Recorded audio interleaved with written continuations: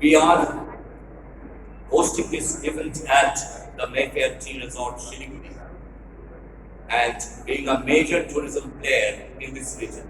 And how can we have a panel discussion without somebody representing this group? So we have Mr. 𝗍𝗲 Nayak, the operations manager, 𝗓𝗏𝐻𝐵𝐵 Resort, 𝗬𝐿𝐵𝐵. He started his career with ITC Kakatiya, Hyderabad, switched over to Leela Captaincy, Bangalore, then 𝗏𝗏𝐻𝐵𝐵 Muscat, and to Park Regis in Dubai. He won the Times Award for the Best Pan-Asian Restaurant, and now he has been working with Mayfair from early 2019. Thank you, Mr. Nayak. This was the firefighting, etc., medical industry. All this is essential service, whereas tourism is not. But at the same time, we know how essential tourism is for the growth of economy of a country like ours. So there, I believe all of us, not only the government of Odisha Department of Tourism, but all of us here, we had the time, the break, the pause to explore again how the world is going to shape up and how we are going to cope with it. So at least we had the time for that right now. We'll come to Mr. 𝗍𝗲 Nayak, Operations Manager, 𝗓𝗏𝐻𝐵𝐵 Resort, 𝗬𝐿𝐵𝐵, an experienced hotelier, hotels being an integral part of tourism activities. Again, during the pandemic, taking on from what Ms. 𝗏𝗏𝗧 was saying, we had the time, the pause to think. So, were you expecting, anticipating, calculating any new segment of tourists based on the history of customer behavior that you have had at your resort? Can we create new destinations? Because we all knew at the end of the pandemic there is going to be a surge in tourism. Can only the currently operating destinations cope with that pressure, or should we find new destinations? So that was, I think, one takeaway from positive takeaway from this pandemic. Thank you. We'll come to Mr. 𝗏𝗏𝗰𝗵. He is one of the leading, probably started as an entrepreneur and probably now, if I can call you, as a business giant in this region. And my question for you would be, now after the pandemic, like he was saying, that people have changed in their thinking before they actually decide to go out now, post-pandemic. This change in the behavior, change in the line of thinking of the travelers, do you think this is going to affect how they are going to travel and particularly choose the destination to where they want to travel? Thank you first of all, thank you everybody for having me here. To your question, I would say certainly yes. I understand, correct me if I'm wrong.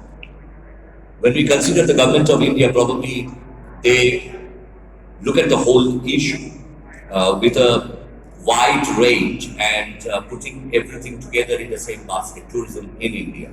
But when it comes to the state governments, like you are with the government of Odisha, looking after the Department of Tourism, there probably we understand the pains of the local people much more than central government would understand it for each region or each state.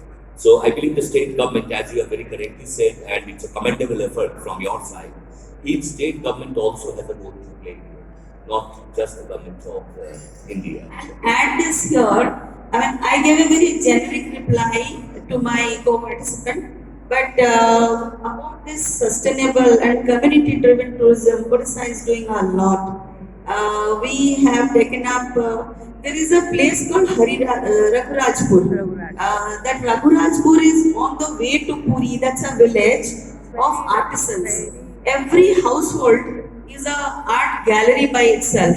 They have kind of like 10 to 12 varieties of craft they do, but starting from Pattachitra to, I mean, you will find many paintings. Out. I was told by my family, अब कहीं जाना है. What is this? अब कहीं जाना है? क्यों जाना है? जाना है. भाई क्यों जाना है? तो कुछ नहीं मालूम, जाना है. Why जाना है? तो ये चार दीवार के अंदर कहानी जाना है. So that is the sort of feeling we started getting, that we just need to go out. Take me out for one night somewhere. Maybe the next house. I want to get out of the four walls that I've been looking at for the last 1 year. So this similar feeling many people had started having, and this probably I started using this term, but later I found that some of the American publications also have used the term. You can term it as revenge tourism. Sort of the humans taking revenge, not against nature but against the virus. So that started, and we have seen a surge in domestic tourism. Like maybe initially it started with motorable distance, but then it has increased. So revenge tourism sometimes converts into a very specific danger, that is over tourism. So over tourism has its pros and cons. I would like you, Mr. Ray, as a national guide, to tell us about the pros and cons of over tourism. Yeah, over tourism, revenge tourism is a temporary phenomenon. Right now we have revenge tourism, but when the people will go more and more, surely it will lead to the over tourism. Prediction by UNWTO, by 2030 we do have the international footfall more than what we have now. So 3.8 billion, about 4 billion. Domestic yesterday's footfall program will and be today's program. down. Content बनाना है. So, and ये लीजिए वो जो points as for 2-3 years, बात बोल रहे हैं लोग, majority of the points 2-3-4 करके points of update. people Sir, I did not You get have anything opportunity written? Like आपको पहनना है नहीं तो घुसने नहीं देंगे. This would be one way of saying it. Sir, we are responsible for you with folded hands. And what I am doing, it is not for me alone, for my colleagues and for everybody like you here. So with folded hands, I am requesting, sir, please take care of your wells. So you see, there will be two approaches. So it depends on what approach we take, how we train our staff to deal with these situations. I think that should also be looked into. I'm being, deal with those additional 26.5 million domestic tourists, which is a matter of hope for each and every person present here, be it a student, be it a tour operator, be it a hotelier, be a guide. So, with that concluding remark and with a lot of hope, we end this session, and I sincerely thank each one of you for spending your time, adding your valuable comments from which all of us, including me, have learned.